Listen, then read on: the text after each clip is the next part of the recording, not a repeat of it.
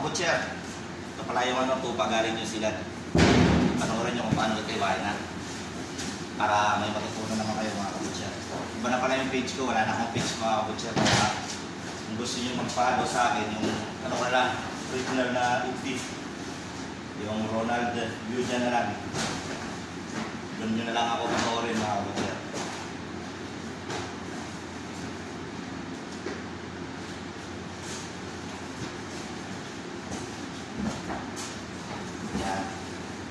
Ganito mag-iwa ng tupa ng New Zealand. Napalambot na karne mga kabutcher.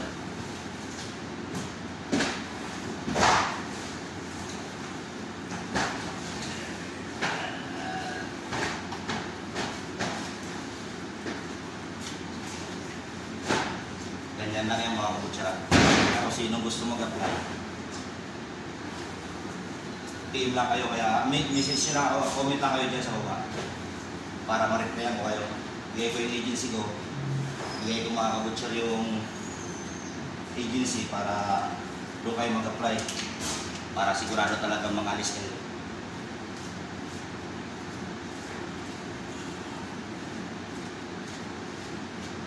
Yan, ganyan lang yan kabutcher.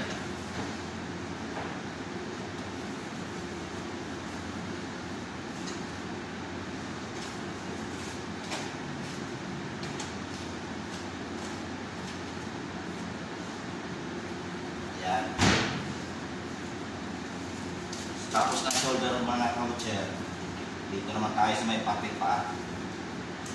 Mali hatiin lang natin sa ano, sa lagarin na kasi ito hatiin mga kabutcher. Parang maganda talaga yung pagtapas pag sa lagarin. Kasi pag sa kutsilyo, madudurog yung, hindi na madudurog yung buto, hindi perfect.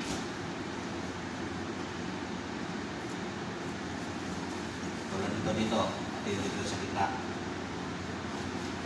Kasi may joint ito dito mga kabutcher. Ito isusundan nyo yung joint niya.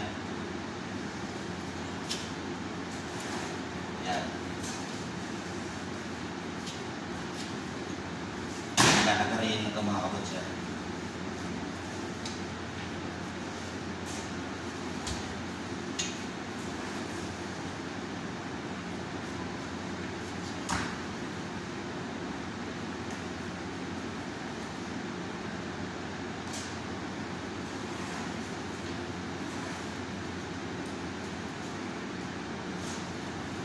Balik, pakita ko sa inyo paano kayo maglagari ng tuba.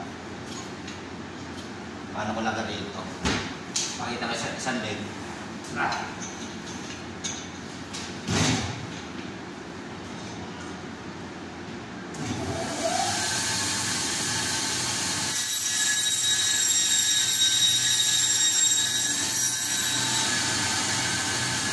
Ganyan mga kabutcher. Ito, pakita ko isang legs.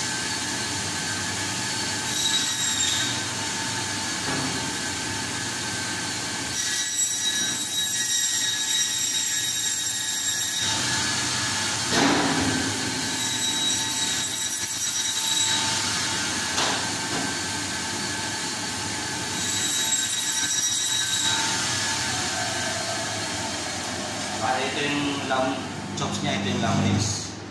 Kaya hanggang dito lang mga butcher. Sana may matutunan kayo. God bless.